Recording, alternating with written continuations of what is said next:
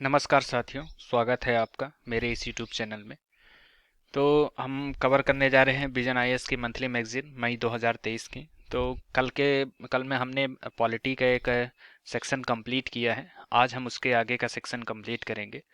तो vision IAS monthly magazine cover करने के पीछे मोटिव मैंने जैसे आपको कल समझाया था कि इसका क्या होता है, जो प्रीलिम्स फैक्टर होता है, प्रीलिम्स से रिलेटेड जितने क्वेश्चन होते हैं इस मैगजीन में जिस हिसाब से कवर किए जाते हैं, मेरे हिसाब से और किसी मैगजीन में ना ही कवर किए जाते होंगे, है ना।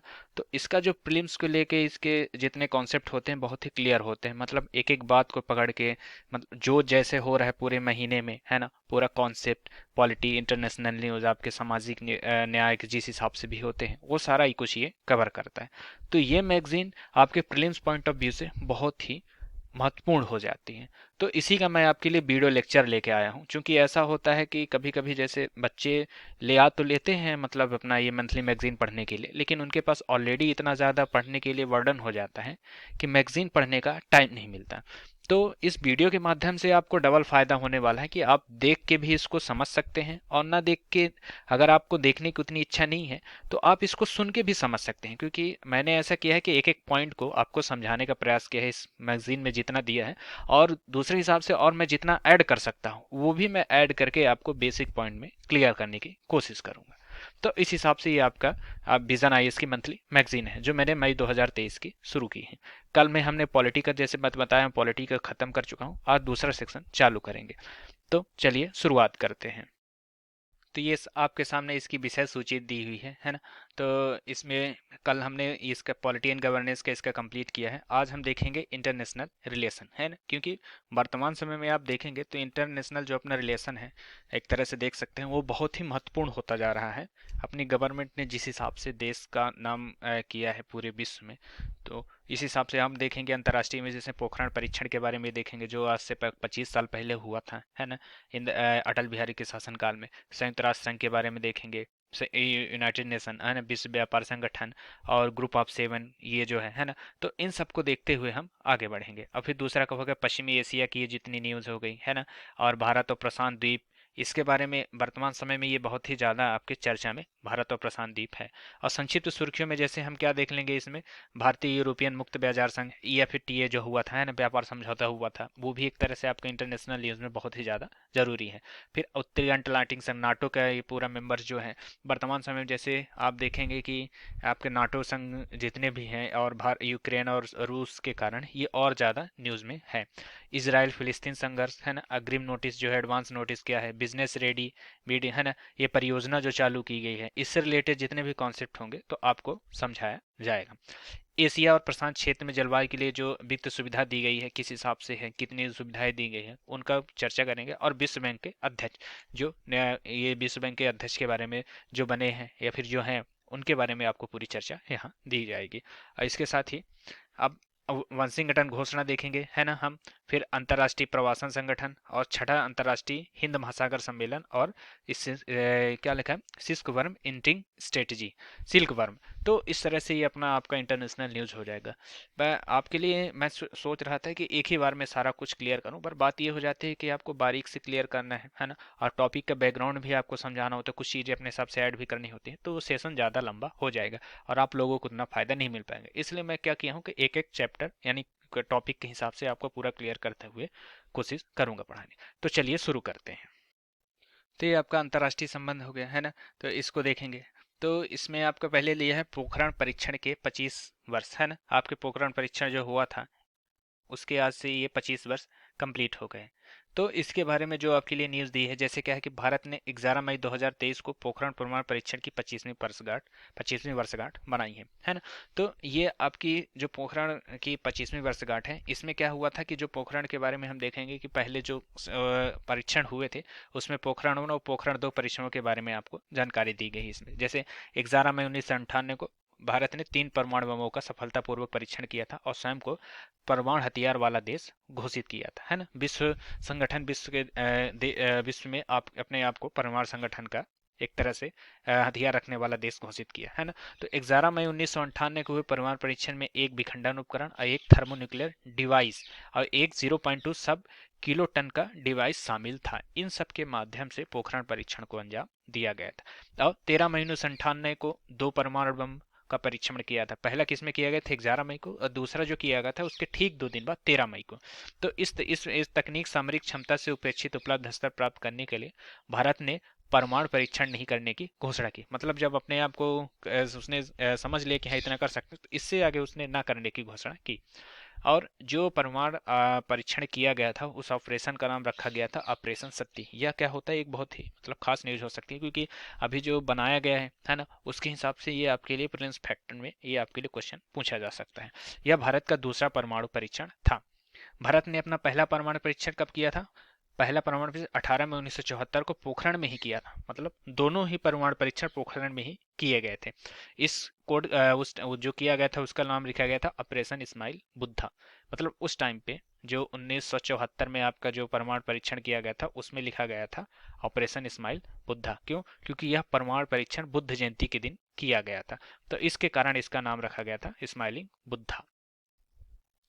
परमाणु परीक्षण के विकास के संबंध में भारत ने तर्क और उद्देश्यों को आधिकारिक परमाणु सिद्धांत में वर्गीकरण किया। मतलब जो इसने अपना परमाणु हथियार के विकास के संबंध में जो उसने तर्क दिए है ना, उसके उद्देश्यों को किस हिसाब से हमें यूज करना है ना। हम पहले किसी पर आक्रमण नहीं करेंगे, है ना, पर हम अपनी रक्षा के लिए, हम अपने को दिखाने के लिए कि कोई हम पे ज्यादती ना करे, इसलिए हमने परमाणु परीक्षण किया है। तो उसने आधिकारिक परमाणु सिद्धांत में इसको वर्णीकृत पूरा किया था, है ना। अब भारत का जो परमाणु सिद्धांत था क्या किस हिसाब से था, तो भारत का जो परमाणु सिद्धांत था वो था कि परमाणु हथियार से संपन्न या परमाणु हथियार रखने वाला देश शांति और युद्ध के दौरान परमाणु हथियारों का उपयोग कैसे करेगा। मतलब कहने का उसका सिद्धांत ये था कि हम युद्ध में जब तक सामने वाला परमाणु हथियार नहीं यूज करेगा तब तक हम अपनी तरफ से कोई भी परमाणु हथियारों का यूज नहीं करेंगे। तो इसलिए हमने क्या किया था कि शांति और युद्ध के दौरान परमाणु हथियारों के प्रयोग को रोका था, है ना। भारत ने पहली बार अगस्त 1999 में परमाणु सिद्धांत का ड्राफ्ट जारी किया था, है ना। 2003 में भारत ने आधिकारिक परमाणु सिद्धांत को जारी किया। इस तरह इसने अपने परमाणु परीक्षण की पूरी रूपरेखा तैयार की।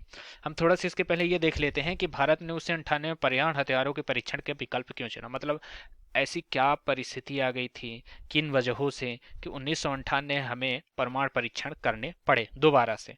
तो हम देख सकेंगे जैसे पहला क्या था, परमाणु हथियारों से लैस देश के रूप में चीन। मतलब जो हमारा पड़ोसी पड़ोसी देश था उनसे हमारे छुटपुट झगड़े होते रहते हैं बॉर्डर पे हमारे सैनिकों से, है ना। तो उसमें कारण क्या था कि जो परमाणु हथियार जो देश था चीन, वो उस टाइम पे परमाणु से एकदम लैस हो चुका था। चीन अक्टूबर 1964 में ही परमाणु का परीक्षण कर लिया था, है ना, और परमाणु हथियार बनाने वाला देश बन गया था। और 1990 के दशक में चीन 45 परमाणु परीक्षण कर चुका था। इससे क्या हुआ था कि भारत को चिंता हुई, क्योंकि अपने पास जब अपन परमाणु शक्ति संपन्न नहीं रहेंगे तो चीन हमें दबाने की लगातार कोशिश कर रहा था, है ना। जिस कारण से क्या हुआ था कि आने वाले खतरे से एक तरह से बचने के लिए भारत ने भी परमाणु परीक्षण किया। पाकिस्तान के परमाणु हथियार रखने की रिपोर्ट हुई, है ना। उस टाइम पे क्या हुआ था कि जब पाकिस्तान था उसके कुछ हमारे इंटेलिजेंस ब्यूरो की जो रिपोर्ट आई कि पाकिस्तान के पास भी परमाणु परीक्षण या फिर परमाणु हथियार रखने की रिपोर्ट आई। जिस कारण से क्या हुआ कि भारत को दोहरी चिंता हुई। एक तरफ चीन तो है ही, है ना, दूसरी तरफ पाकिस्तान। इसके कारण क्या हुआ था कि पाकिस्तान परमाणु बम संबंधी आत्मविश्वास को बढ़ावा मिला था, है ना। जिससे क्या हुआ कि इससे दिक्कत ये हुई कि जब भारत को ये पता चला कि पाकिस्तान के भी पास इससे रिपोर्ट आ गई है और चीन के पास, तो इससे दिक्कत होने लगी भारत को कि कभी भी अगर भविष्य में युद्ध होता है तो चाइना पाकिस्तान का साथ देके भारत को डिवीजन करने की कोशिश करेगा, है ना। दूसरा क्या था, परमाणु अप्रसार संधि और व्यापक परीक्षण प्रतिबंध पर हस्ताक्षर करने का दबाव। यदि भारत सीटीबीटी पर हस्ताक्षर कर देता तो उसे अपने परमाणु हथियार कार्यक्रम को हमेशा के लिए बंद करना पड़ता। यदि भारत सीटीबीटी पर हस्ताक्षर करने से मना करता तो उसे स्पष्ट रूप से बताना होता कि वह हस्ताक्षर क्यों नहीं करना चाहता। ज्ञातव्य है कि भारत ने सीटीबीटी पर हस्ताक्षर नहीं किए थे, जिस कारण से क्या हुआ था कि भारत ने अपना दूसरा परमाणु परीक्षण किया। अब हम देखेंगे भारत का जो परमाणु सिद्धांत था वो किस हिसाब से कार्य किया है और परमाणु सिद्धांत है क्या।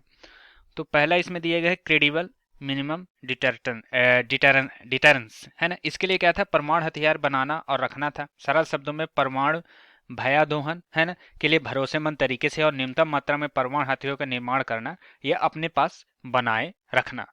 ये क्या था, क्रेडिबल मिनिमम डिटरेंस, है ना। इसके बाद क्या था, अस्वीकार की क्षति की दिशा में बड़े पैमाने पर परमाणु हथियार हमला करने जैसे कदम उठाना।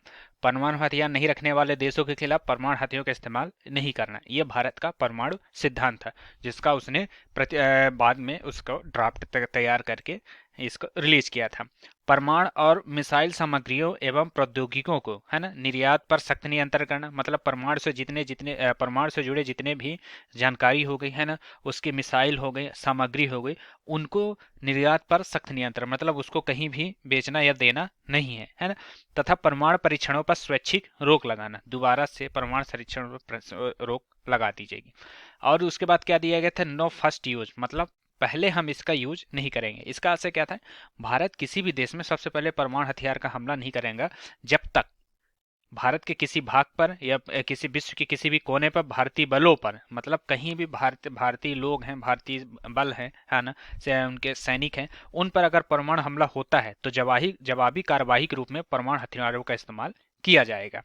दूसरा क्या था, परमाणु हमले की स्थिति में जवाबी हमला करने का आदेश देने का अधिकार केवल असैन्य राजनीतिक नेतृत्व के पास होगा, मतलब जो सैन्य व्यवस्था से नहीं जुड़े होने, कहने का तात्पर्य है कि अपना पॉलिटिकल जो है आपके, जिसके अध्यक्ष कितने कौन से प्रधानमंत्री, तो इनकी अध्यक्षता के पास ही रहेगा। जैविक या रासायनिक, जैविक या रासायनिक हथियारों द्वारा गंभीर हमले की स्थिति में जवाबी कार्यवाही के तौर पर परमाणु हथियारों का इस्तेमाल किया जाएगा।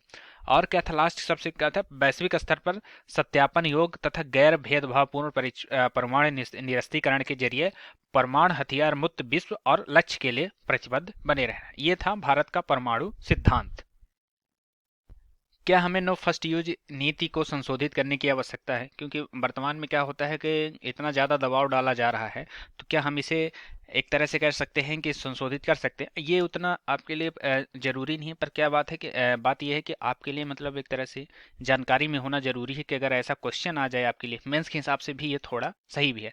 तो भारत की जो नो फर्स्ट यूज है ना, इस पॉलिसी को निम्नलिखित आधारों पर आलोचना की जाती है। इस नीति के चलते युद्ध या किसी प्रकार के दूसरे संकट में भारतीय निर्णयकर्ताओं के लिए राजनीतिक दल बढ़त सीमित हो सकती है, क्योंकि उसके पास ऐसी स्थिति में गंभीर उपाय करने के लिए सीमित समय, जैसे कि 1999 में करगिल युद्ध हुआ, 2008 में मुंबई पर हमले की घटना, जैसे बार बार होने वाले हमलों को परमाणु भयादोहन की विफलता के प्रभाव के रूप में देखा जाता है। मतलब हमारे पास परमाणु हथियार होते हुए भी हमको ऐसे हमलों का सामना करना पड़ा, इसलिए विफलता के रूप में ये देखा जाता है।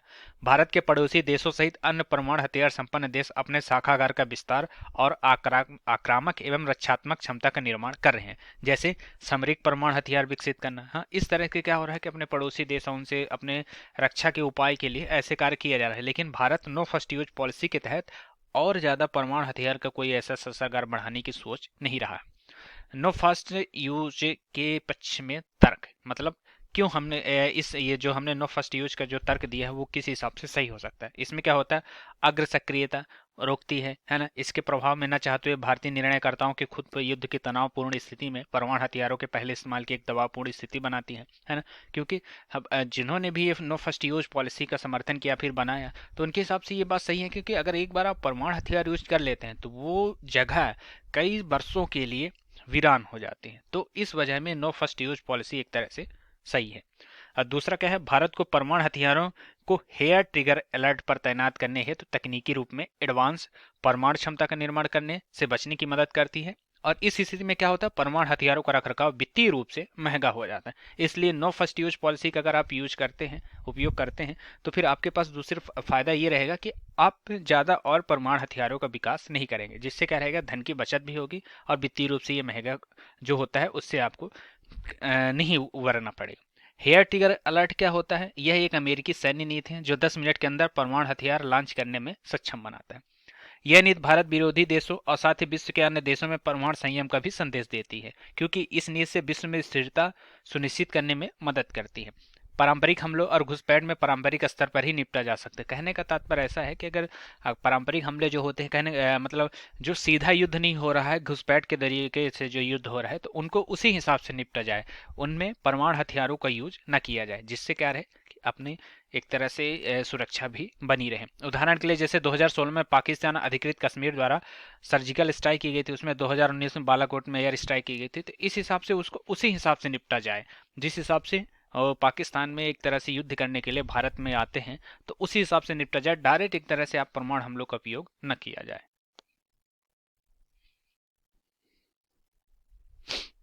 अब क्या है सीमा पर सुरक्षा की स्थिति, इससे क्या होता है कि भारत और चीन के संबंध में इतने क्रेडेंशियल डिटरेंस की स्थिति सुनिश्चित की है कि इस प्रकार सैन्य विषमता को सुनिश्चित करने में मदद मिले।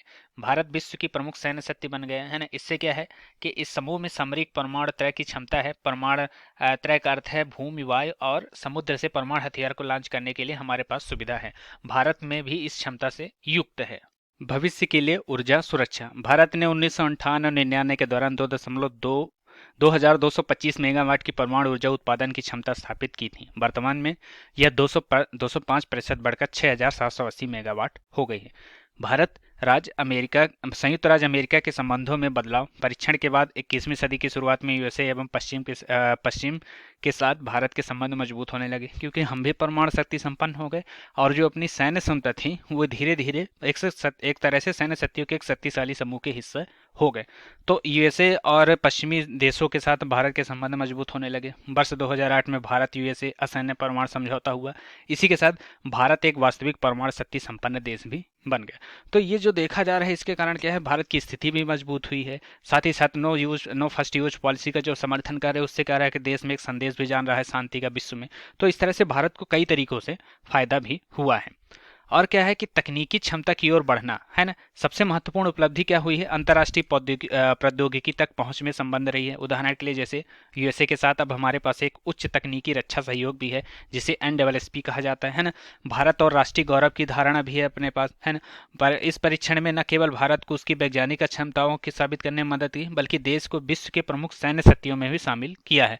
उल्लेखनीय है कि भारत को जिम्मेदार परमाणु शक्ति से लैस देश के रूप में मान्यता दी गई है।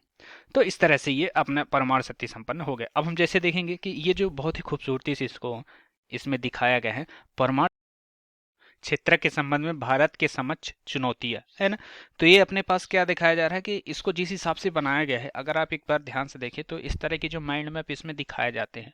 आपके मेंस में अगर आप आंसर राइटिंग करते हैं तो इस तरह के छोटे छोटे आप मतलब एक तरह से ये बना के उस जो आपका आंसर है उसको आप और आकर्षक बना सकते हैं। तो इसमें जैसे दिया गया है, क्रेडिबल मिनिमम डिटरेंस के बावजूद पाकिस्तान गैर पारंपरिक युद्ध का इस्तेमाल करता है ना। भारत चीन बॉर्डर पर सीमा विवाद के कारण कई बार हिंसा टकराव को देने को मिलता है ना। पूर्ण निरस्त्रीकरण के लक्ष्य को लेकर कोई ठोस प्रगति भी नहीं हुई है। पाकिस्तान सामरिक परमाणु हथियार विकसित कर रहा है। इस बात का डर बना रहता है कि छोटी छोटी सैन्य कार्रवाइयां भी अंततः परमाणु युद्ध का कारण भी बन सकती हैं, है ना। परमाणु ऊर्जा एक के क्षेत्र में जितना प्रोत्साहन दिया जाना चाहिए उतनी नहीं दिया जा रहा है। तो इस हिसाब से देखा जाए कि भारत के समक्ष में ये परमाणु क्षेत्र में निम्नलिखित चुनौतियां हैं। इन सभी चुनौतियों के कारण भारत को एक तरह से अपने आप को विकसित करने की भी जरूरत है, जिससे कारण है कि किसी की हिम्मत न बन सके अपने मतलब भारत को एक तरह से हमला करने की। अब निष्कर्ष में देखेंगे कि पहले स्तर पर क्या हुआ था कि भारत को तत्काल सुरक्षा से निपटने की जरूरत है ना। इसका कारण क्या है कि ताकि क्रेडेंशियल आपका डिटरेंस का संकेत देने के लिए समझदारी के लिए पर्याप्त लचीली कार्रवाई का क्षमता निर्माण किया सके। दूसरे स्तर पर क्या हो कि भारत को दीर्घकालिक नवोन्मेषी कूटनीति निवेशक की आवश्यकता है। इससे क्या होगा कि शांति और सार्वभौमिक परमाणु निरस्त्रीकरण की एक वैश्विक माहौल बनाने में मदद मिलेगी। थर्मोन्यूक्लियर डिवाइस एक तरह से इसमें जो दिया गया और परमाणु विखंडन, ये सब क्या होता है, ये आपके उसके परमाणु हथियारों से जुड़े हुए शब्द हैं। 11 मई 1998 को थर्मोन्यूक्लियर डिवाइस का परीक्षण हुआ था।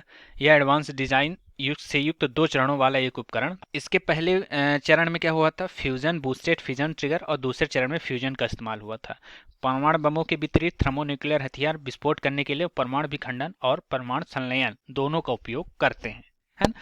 तो अब देखेंगे परमाणु विखंडन क्या कहते हैं। विखंडन तब होता है जब एक न्यूट्रॉन एक बड़े परमाणु जैसे यूरेनियम प्लूटोनियम के साथ टकराता है तथा परमाणु को उत्तेजित करता है, तो उसमें 2 परमाणु में विभाजित कर देता है।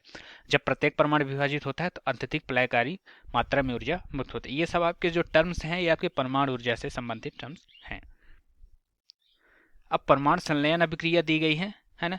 तो ये क्या होता है कि जब 2 हाइड्रोजन परमाणु आपस में मिलकर एक ही हीलियम परमाणु बनाते हैं तब परमाणु का संलयन होता है। कहने का तात्पर्य संलयन तब होता है जब 2 परमाणु आपस में टकराकर एक भारी परमाणु बनाते हैं।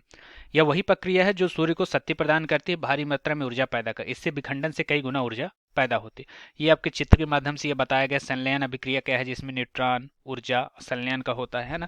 और दूसरा क्या है, विखंडन की प्रक्रिया के दौरान यूरेनियम परमाणु की किस प्रकार विभाजित हो जाए। जैसे यूरेनियम का ये 235 एक इकान होगा, इधर से न्यूट्रॉन है ना, हल्के तत्व न्यूट्रॉन प्लस ऊर्जा, न्यूट्रॉन न्यूट्रॉन मिलकर इसे ऊर्जा बनाते हैं तथा हल्के तत्व मिलकर एक तरह से इसका विस्फोट करने में सहायता करते हैं। अब दूसरा जो टॉपिक है अपना, उसमें क्या दिया है, संयुक्त राष्ट्र यूनाइटेड नेशन, इसके बारे में बताया गया। तो यह सुर्खियों में की है, हम इसकी एक रूपरेखा देख लेते हैं। जैसे क्या हुआ था कि हाल ही में जापान में हिरोशिमा में ग्रुप ऑफ 7 की 49वीं बैठक मतलब 49वीं बैठक संपन्न हुई थी। भारत इस बैठक के दौरान संघर्षों को प्रभावी तरीके से रोकने के लिए यूएन की क्षमता पर भी सवाल उठाया। कहने का तात्पर्य ऐसा है कि यूनाइटेड नेशन जो ग्रुप है ना, इस पर क्या हुआ है कि ये उस हिसाब से प्रभावी नहीं हुआ है जो संघर्षों को, जितने भी संघर्ष हो रहे हैं उनको रोकने में ये प्रभावी हो सके या फिर इसकी नीतियां उस हिसाब से सफल हो सके। तो अब हम एक उससे पहले अब देख लेते हैं कि यूनाइटेड नेशन है क्या। तो यूनाइटेड नेशन क्या है कि एक अंतर्राष्ट्रीय संगठन है। इसका मुख्य कार्य विश्व में शांति और सुरक्षा बनाए रखने के लिए किया गया था। ये विश्व युद्ध के बाद इसकी टीम गठित की गई थी ताकि दोबारा कभी विश्व युद्ध न होने पाए। इसका उद्देश्य क्या था, अंतर्राष्ट्रीय शांति सुरक्षा, मानवाधिकारों की रक्षा, मानवीय सहायता प्रदान करना, सतत विकास को बढ़ावा देना और अंतर्राष्ट्रीय कानून को बनाए रखना। इसमें 193 सदस्य देश हैं। भारत संयुक्त राष्ट्र का संस्थापक सदस्य है। मतलब ये भी आपके लिए एक तरह से न्यूज़ है कि यूनाइटेड नेशन क्या है कि भारत का, यूनाइटेड नेशन भारत जो था संयुक्त राष्ट्र का संस्थापक सदस्य है। इसकी एक तरह से आपका लोगो जो इसमें दिया गया है, तो इसमें क्या था, महासभा, सुरक्षा परिषद, सचिवालय, आर्थिक और सामाजिक परिषद, न्यास परिषद और अंतर्राष्ट्रीय न्यायालय। ये आपको यूनाइटेड नेशन के बारे में ये जानकारी हो गई। अन्य संबंधित तत्व में जैसे हम क्या देखेंगे, भारत ने इस संबंध में भी सवाल उठाए कि संयुक्त राष्ट्र अब तक आतंकवाद को परिभाषित क्यों नहीं कर सका। क्या कारण है कि संयुक्त राष्ट्र आतंकवाद को एक तरह से रेखांकित नहीं कर रहा है। इसके साथ ही भारत ने संयुक्त राष्ट्र और अन्य अंतर्राष्ट्रीय संगठनों में भी सुधार की बात दोहराई, क्योंकि वर्तमान समय में जो आतंकवाद जैसे गंभीर मुद्दे हैं इन पर चर्चा नहीं हो रही है। हम देखेंगे कि ऐतिहासिक रूप से संयुक्त राष्ट्र द्वारा निभाई गई भूमिका क्या है। ऐतिहासिक रूप से तो शांति और सुरक्षा को बनाए रखना। इससे क्या होगा, इसको समझौतों को सफलतापूर्वक लागू कराया। इसमें शामिल है जैसे नॉर्दर्न आयरलैंड में गुड फ्राइडे समझौता हुआ था, सूडान में व्यापक शांति समझौता। संयुक्त राष्ट्र में शांति स्थापना मिशनों के संघर्षों में क्षेत्रों में स्थिरता लाने की मदद की है। साथ ही सकारात्मक राजनीतिक परिवर्तनों को सुगम बनाने में योगदान बनाया। बी औपनिवेशीकरण और आत्मनिर्णय, जैसे 1960 में जो औपनिवेशिक देश थे वहाँ के लोगों को स्वतंत्रता प्रदान करने में भी सफलता अर्जित की है ना। इसकी मदद से कई औपनिवेशिक शासन से मुक्त होकर संप्रभु राष्ट्र बन पाए। तो ये यूनाइटेड नेशन की एक महत्वपूर्ण उपलब्धि है। जो अपना 17 SDG यानी संधारणीय विकास का जो लक्ष्य था उसको भी इसके द्वारा जारी करके एजेंडा 2030 को अपनाया, तो इसको एक तरह से अंतर्राष्ट्रीय सहयोग के लिए प्रयास कर रहे हैं लक्ष्यों को प्राप्त करने के लिए। मानवीय सहायता और राहत जो दिया जा रहा है, जैसे संयुक्त राष्ट्र शरणार्थी उच्चायुक्त है ना, विश्व स्वास्थ्य संगठन और विश्व खाद्य कार्यक्रम, इसके माध्यम से यूनाइटेड नेशन जो है अपने निभाई गई भूमिका के इसके बताया गया। अब हम देखेंगे संयुक्त राष्ट्र संघर्षों को रोकने और उनका समाधान करने में क्यों सक्षम नहीं है। क्या कारण है कि संयुक्त राष्ट्र संघ संघर्षों को रोकने में और उसका समाधान करने में सक्षम नहीं है। पहला है सुरक्षा परिषद के अस्थायी सदस्यों का रवैया ऐसा है। इसके कारण क्या है कि इसके आसपास शांति और सुरक्षा संबंधी निर्णय लेने की जो महत्वपूर्ण शक्ति है वो उस तरह से कार्य नहीं हो रहा है। यूएनएससी के स्थायी सदस्य के पास वीटो शक्ति होती है। जैसे कि आपको पता है कि इनके पास वीटो शक्ति, इसका उपयोग अपने हित और अपने सहयोगियों के हितों को पूरा करने के लिए करते हैं। उदाहरण के लिए चीन के पास अपनी वीटो शक्ति का इस्तेमाल करके ये पाकिस्तान को बचाने में बहुत ही सहायता करता है। तो इस तरह से यूनाइटेड नेशन संघर्षों और उसका समाधान करने में मतलब एक तरह से सफल नहीं हो पाया। दूसरा है संकल्पों या निर्णयों को लागू करने के लिए सीमित व्यवस्था है। यूएनजीए द्वारा पारित किए गए संकल्पों में प्रवर्तन तंत्र का अभाव होता है। इससे क्या होता है कि संयुक्त राष्ट्र शांति स्थापना से संबंधित अपने निर्णयों के एक तरह से कार्यान्वयन के लिए सदस्य देशों पर निर्भर है। इसमें सैनिक और संसाधनों का योगदान सदस्य देशों द्वारा किया जाता है। साथ ही इसमें सदस्य देश की भागीदारी स्वैच्छिक रहती है। अगर वो चाहे तो अपनी भागीदारी सुनिश्चित करे, नहीं तो ना करे। इससे क्या होता है कि यूनाइटेड नेशन के पास उतनी सुविधा नहीं रह पाती कि वो शांति और सुरक्षा बनाए रखे। कुछ मामलों में सदस्य देशों इसके संकल्प को प्रभावी ढंग से लागू करने हेतु संसाधनों का योगदान करने में अनिच्छुक या असमर्थ होते हैं। संप्रभुता एवं राष्ट्रीय हित, राष्ट्रों की ये मूल्य सामूहिक कार्रवाई में बाधक करते हैं। साथ ही इसके साथ संयुक्त राष्ट्र के हस्तक्षेपों की प्रभावहीनता से भी समझौता कर लिया है।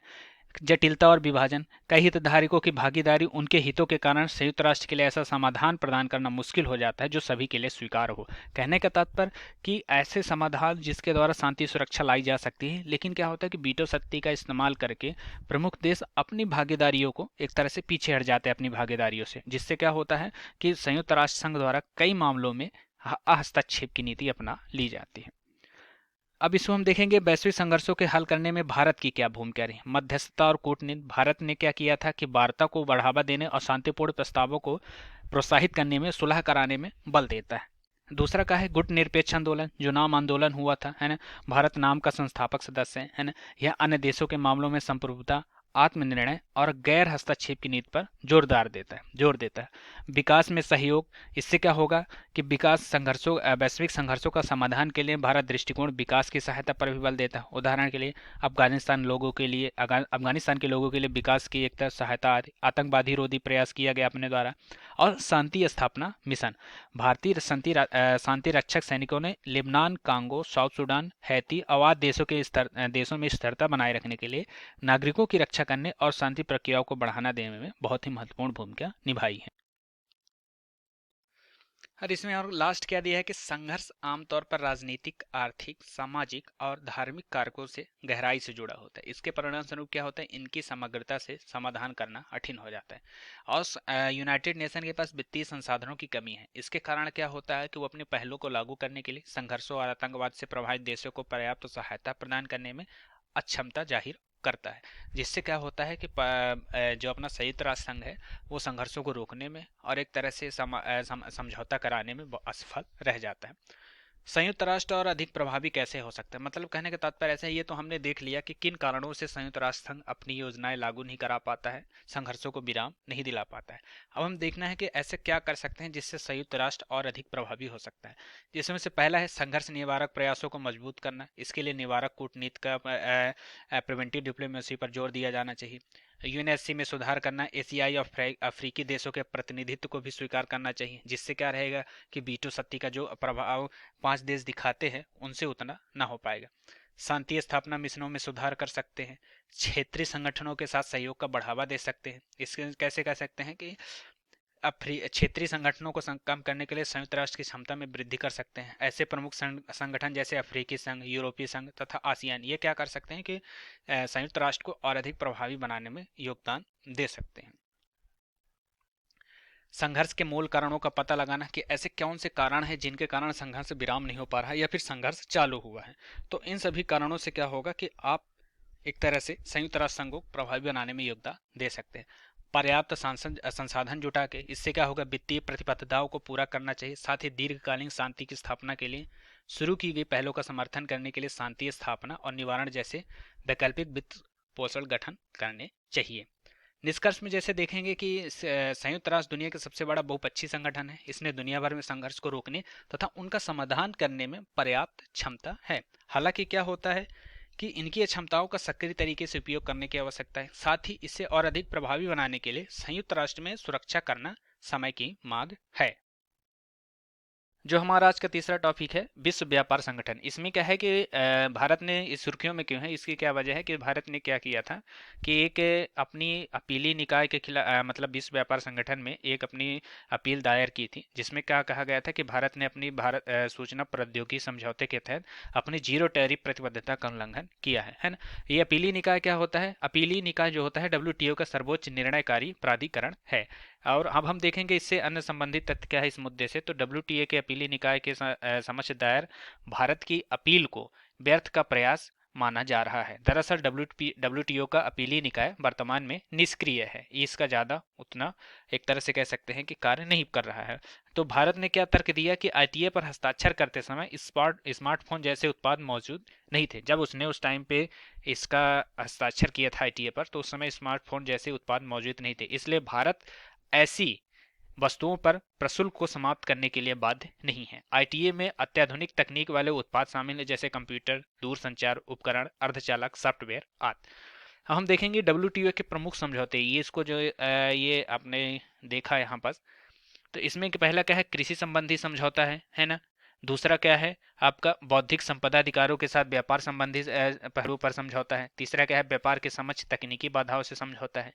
व्यापार सुविधा समझौता है। सेवाओं में व्यापार पर सामान्य समझौता है। व्यापार से संबंधित निवेश उपायों पर समझौता और सैनिटरी और फाइटोसैनिटरी उपायों के समझौता है। तो इस तरह से ये डब्ल्यूटीओ के प्रमुख समझौते हैं जिसके तहत आप व्यापार करने में एक तरह से इन समझौतों को ध्यान में रख सकते हैं। अब हम देखेंगे कि डब्ल्यूटीओ की क्या उपलब्धियां हैं, है ना। ये तो हमने देख लिया कि चर्चा में क्यों है, इसके पीछे की वजह क्या है। अब हम थोड़ा डब्ल्यूटीओ के बारे में जान लें, क्योंकि अगर ये न्यूज़ में है तो ये आपके एक तरह से क्वेश्चन एग्जाम में ये बहुत ही जरूरी हो सकता है। इससे जो रिलेटेड क्वेश्चन पूछे जा सकते हैं। जैसे इसकी उपलब्धि क्या है, व्यापार कवरेज। इसने क्या किया था, विश्व व्यापार संगठन दुनिया का अब तक का सबसे बड़ा व्यापार संगठन है। इसके सदस्य देशों की दुनिया में 85% से अधिक आबादी निवास करती है। मतलब जिन जिन देशों ने इसको एक तरह से ज्वाइन किया है तो पूरी दुनिया में उनकी आबादी 85% से अधिक है ना। दुनिया भर में होने वाले व्यापार का 95% डब्ल्यूटीए के सदस्य देशों द्वारा किया जाता है। अब और दूसरा क्या है, अंतर्राष्ट्रीय व्यापार का रूपांतरण इसने कर दिया। इसने सीमा पार व्यापारिक गतिविधियों में तीव्र वृद्धि को सुगम बनाया। वैश्विक मूल्य श्रृंखला ग्लोबल वैल्यू चेन का उद्भव, जैसे डब्ल्यूटीए ने बाजार संबंधी नियमों को पारदर्शी बनाकर जीबीसी के विस्तार को सक्षम बनाया, है ना, ग्लोबल वैल्यू चेन को सक्षम बनाया और बेहतर संचार संसाधनों को जीबीसी की ओर बढ़ावा दिया। इससे क्या फायदा हुआ कि आज इन मूल्य श्रृंखलाओं के भीतर होने वाले व्यापार का हिस्सा कुल कमोडिटी व्यापार का 70% है। तो इसने क्या किया था, ग्लोबल वैल्यू चेन सिस्टम को एक तरह से बढ़ाया है डब्ल्यूटीओ की, ये उसकी महान उपलब्धि है। अब उसने क्या है, गैर भेदभाव डब्ल्यूटीओ अंतर्राष्ट्रीय व्यापार के गैर भेदभाव सिद्धांतों को बढ़ावा देता है। इससे क्या होता है, मोस्ट वन फेवर्ड नेशन का सिद्धांत दिया। यह सुनिश्चित करता है कि देश व्यापारिक भागीदारों के बीच भेदभाव नहीं करें। एमएफएन के तहत व्यापारिक भागीदारों के साथ वैसा ही समान व्यवहार किया जाना जैसे किसी अन्य देशों के साथ किया जाता है। राष्ट्रीय व्यवहार सिद्धांत यह सुनिश्चित करता है कि विदेशी वस्तुएं जैसे सेवाएं जब किसी सदस्य देश के बाजार में प्रवेश करते हैं तो उन्हें घरेलू वस्तुओं और सेवाओं की तुलना में कम अनुकूल नहीं माना चाहिए। और क्या है, विकासशील और अल्प विकसित देशों के लिए विशेष प्रावधान। तो डब्ल्यूटीओ ने क्या किया है कि जैसे कुछ विकसित देश होते हैं जिनको सारी सुविधाएं उपलब्ध होती है, लेकिन कुछ ऐसे भी देश होते हैं जिनको ज़्यादा सुविधाएं उपलब्ध नहीं होती, तो उनको जीएडबलटी और जीएटीएस विकासशील देशों के लिए अधिमान्य तरजीह व्यवहार की व्यवस्था करते हैं। तात्पर्य यह है कि इन देशों के साथ व्यापार संदर्भ में प्राथमिकता प्रदान करनी चाहिए। डब्ल्यूटीओ विकासशील और अल्प विकसित देशों को तकनीकी सहायता और क्षमता निर्माण कार्यक्रम प्रदान करता है ताकि वैश्विक बाजार में सक्रिय रूप से भाग ले सके। वैश्विक सहयोग। तो वैश्विक सहयोग क्या है, डब्ल्यूटीओ की सदस्यता देशों के बीच वैश्विक सहयोग को प्रोत्साहित करती है। यह सदस्य देशों के लिए अलग अलग व्यापार संबंधी मुद्दों पर विचार विमर्श करने और समझौता वार्ता करने के लिए एक मंच प्रदान करती है।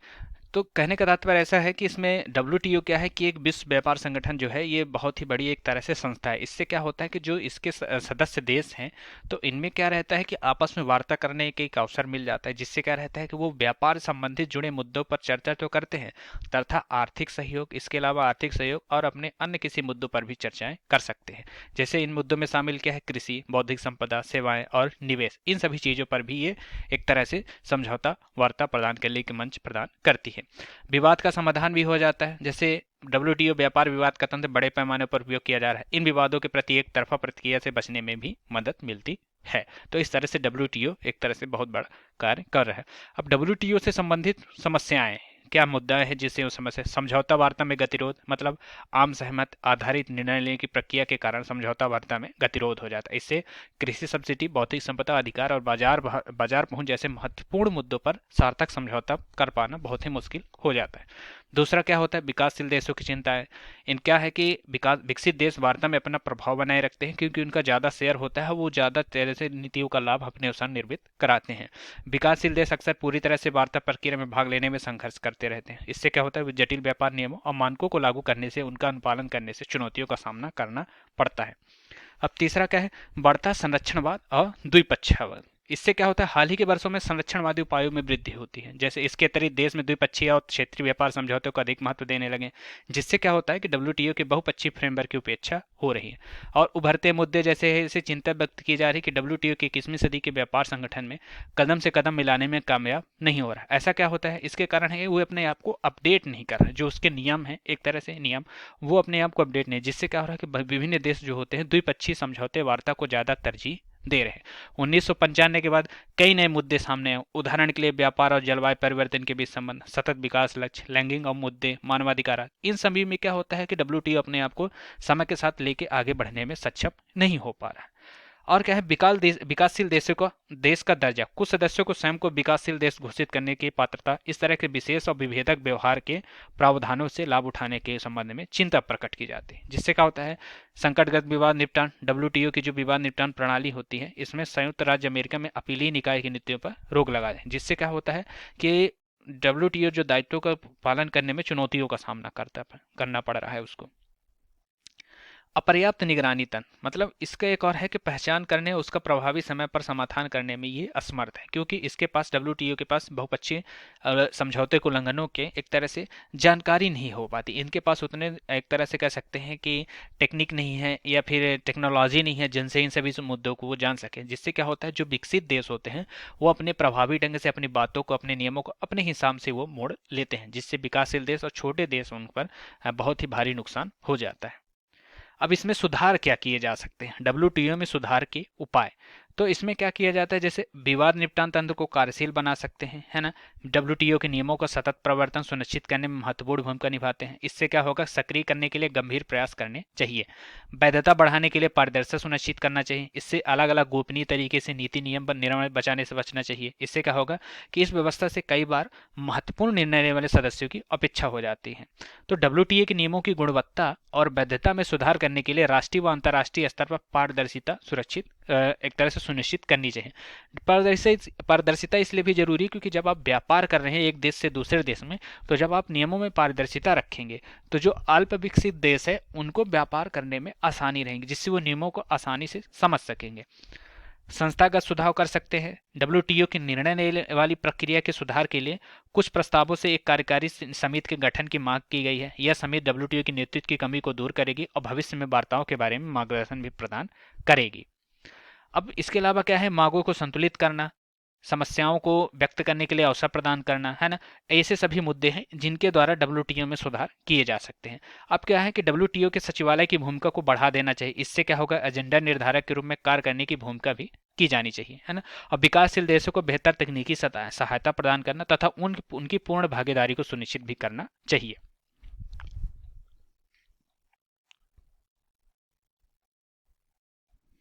डब्ल्यूटीओ के नियम और समझौते के कुछ महत्वपूर्ण मुद्दे जैसे डिजिटल व्यापार, ई कॉमर्स, डेटा फ्लो आदि के सामने सामने आने से पहले स्थापित किए गए हैं ना। इन नियमों और समझौतों के संदर्भ में अपडेट करने की आवश्यकता है, क्योंकि ऐसे नियम जो ई टेक्नोलॉजी से संबंधित है अभी भी उनके साथ डब्ल्यूटीओ के कुछ मुद्दे, कुछ नियम बराबर मेल नहीं खाते। अब चौथा है, ये अपना टॉपिक है इसमें इंटरनेशनल न्यूज में, ग्रुप ऑफ सेवन। जो ग्रुप ऑफ सेवन ये क्या है, समूह, इसका ये देशों का एक समूह है, 7 देशों का एक समूह है। इसमें क्या है, हाल ही में G7 समूह का 49वां शिखर सम्मेलन जापान के हिरोशिमा में आयोजित किया गया। अब ग्रुप ऑफ 7 क्या है, इसके बारे में हम देखेंगे। यह विश्व के अग्रणी देशों के साथ, है ना, अनौपचारिक मंच है। इस समूह में शामिल देशों का वैश्विक व्यापार और अंतर्राष्ट्रीय वित्तीय प्रणाली पर वर्चस्व है। ये बहुत ही एक तरह से पावरफुल देश है। इसमें इसका उद्देश्य क्या होता है, इस संगठन की बैठकें वार्षिक रूप से वैश्विक आर्थिक गवर्नेंस, अंतर्राष्ट्रीय सुरक्षा तथा ऊर्जा नीति जैसे मुद्दों पर वार्ता करने के लिए आयोजित की जाती है। इसके अतिरिक्त इन बैठकों में मौजूद परिस्थितियों से जुड़े मुद्दे के साथ साथ अन्य मुद्दों पर भी चर्चाएं की जाती है। अब हम देखेंगे कि इसमें जो G7 कंट्री हैं वो कितनी है। इसमें से आपका आता है Canada, France, Germany, Italy, Japan, UK, USA, ये जो है G7 कंट्री। और G8 में क्या आ जाता है, रूस। और G20 में कौन कौन से देश आ जाते हैं, इन G8 के अलावा इनमें आ जाते हैं अर्जेंटीना, ऑस्ट्रेलिया, ब्राजील, भारत, यूरोपीय संघ, चीन, इंडोनेशिया, मैक्सिको, सऊदी अरब, तुर्की, साउथ कोरिया और साउथ अफ्रीका। ये क्या होते हैं, G20। तो ये G20 या G8 और G7 ये क्या है, सदस्य देशों का ग्रुप है जो क्या करता है कि अपने वैश्विक मंचों पर अंतर्राष्ट्रीय सुरक्षा, ऊर्जा नीति तथा अन्य मुद्दों पर चर्चा करते हैं। इसमें क्या था, 1998 में रूस के इस समूह में शामिल होने के बाद इसे G8 कहा जाने लगा। हालांकि 2014 में क्रीमिया पर कब्जा करने के बाद रूस को इस समूह से बाहर कर दिया गया, जिसे फिर से इसे G7 कहा जाने लगा। हालांकि यूरोपीय संघ G7 का सदस्य नहीं है, किंतु इसके समझौते शिखर सम्मेलन में भाग लेता है। अब हम देखेंगे G7 की कुछ उपलब्धियां हैं। इस समूह में 2002 में मलेरिया और एड्स से रोकथाम के लिए एक वैश्विक कोष स्थापित करने में महत्वपूर्ण भूमिका निभाई थी, जिससे क्या हुआ था कि उस टाइम पे ये महामारी से बचने में, एक तरह से एड्स जैसी जो बीमारी है उससे बचने के लिए विभिन्न जो प्रयास किए जा रहे हैं उसमें सहायता मिली थी। G7 के वित्त मंत्रियों ने बहुराष्ट्रीय कंपनियों पर कम से कम 15% वैश्विक न्यूनतम कर लागू करने के लिए अपनी सहमति भी व्यक्त की थी। इससे के सदस्यों ने 2015 में ग्लोबल अपोलो कार्यक्रम की शुरुआत की थी। इस कार्यक्रम का उद्देश्य क्या था? स्वच्छ ऊर्जा और क्षेत्र में अनुसंधान विकास की सहायता और जलवायु परिवर्तन से निपटना। अब G7 से जुड़े एक आंकड़ों पर भी अगर नजर डालें, ये क्या होते हैं, आपके परीक्षा प्रायोगिक प्रश्न इससे बन सकते हैं, क्योंकि ये बहुत ही महत्वपूर्ण ग्रुप है, जिसमें 25% वैश्विक कार्बन डाइऑक्साइड उत्सर्जन ने G7 देशों की हिस्सेदारी का 25% है ना। वैश्विक सकल घरेलू उत्पाद में G7 देशों का 46% है, और वैश्विक आबादी का 1/10वां हिस्सा G7 देशों में निवास करती है। ये आपकी G7 ग्रुप के बारे में हो गया। अब हम देखेंगे इससे संबंधित अन्य तथ्य क्या है। भारत, ऑस्ट्रेलिया और ब्राजील आदि देशों को शिखर सम्मेलन में आमंत्रित किया गया था, जो एक बहुत अच्छी बात है। शिखर सम्मेलन में भारतीय प्रधानमंत्री ने 10 सूत्री कार्यक्रम योजना की प्रस्तुति की थी। यह कार्य क्या था? यह कार्य योजना खाद्य और स्वास्थ्य सुरक्षा सुनिश्चित करने, विकास संबंधित मुद्दों के लिए, लैंगिक समानता के लिए और आ रही बाधाओं को और वैश्विक चुनौतियों पर ध्यान देने के लिए इन्होंने 10 सूत्री कार्यक्रम योजना प्रस्तुत की थी।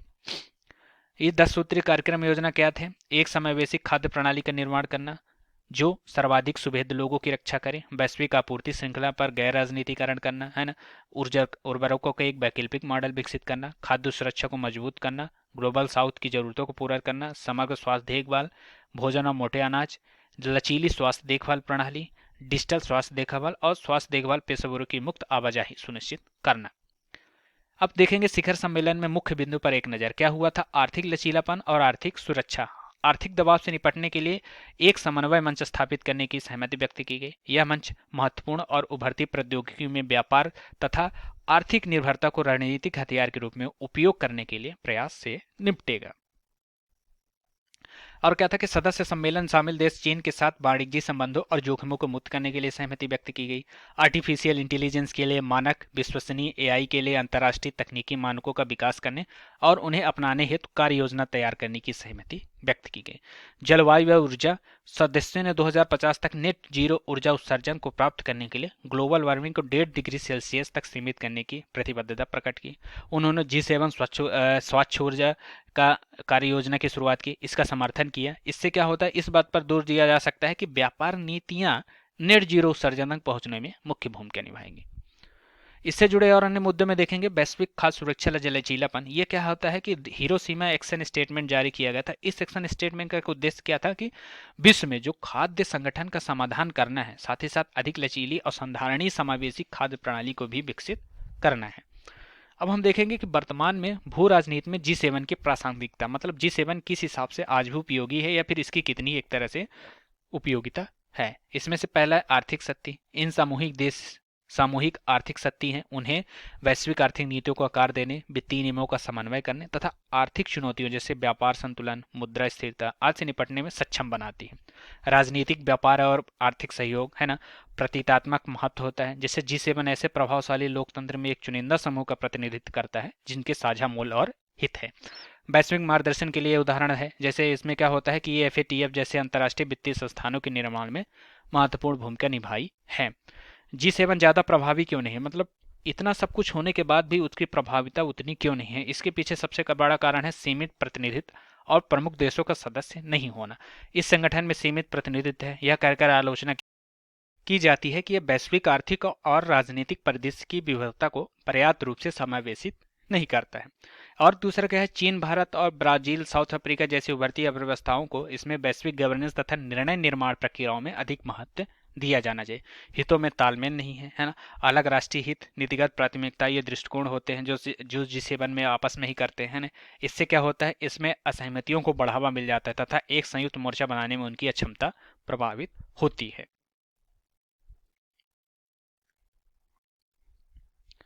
अब वैश्विक स्थिति में बदलाव हो गया है। G20 जैसे वैकल्पिक मंचों के उदय से बदलती वैश्विक व्यवस्था से निपटने के लिए एक प्रतिक्रिया माना जा रहा है, जिससे G7 उतना प्रभावी नहीं हो पा रहा। प्रतिबद्धताओं का कार्यान्वयन हो रहा है। सहमत नीतियों का कार्यान्वयन, घरेलू राजनीतिक विचारों, अलग अलग प्राथमिकताओं, वैश्विक चुनौतियों को जटिल प्रकृति में होना।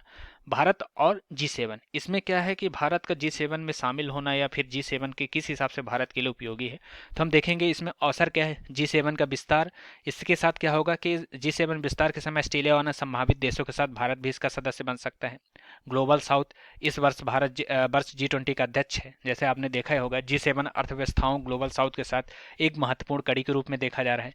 चीन को प्रचलित करना, इससे क्या होगा कि चीन की बढ़ती आक्रामकता G7 शिखर सम्मेलनों में चर्चा किए जाने वाले सबसे महत्वपूर्ण मुद्दों में से एक है। अन्य इसमें क्या देख सकते हैं हम कि G7 के साथ अच्छे वैश्विक स्तर पर भारत के विचारों को आगे बढ़ाएगी।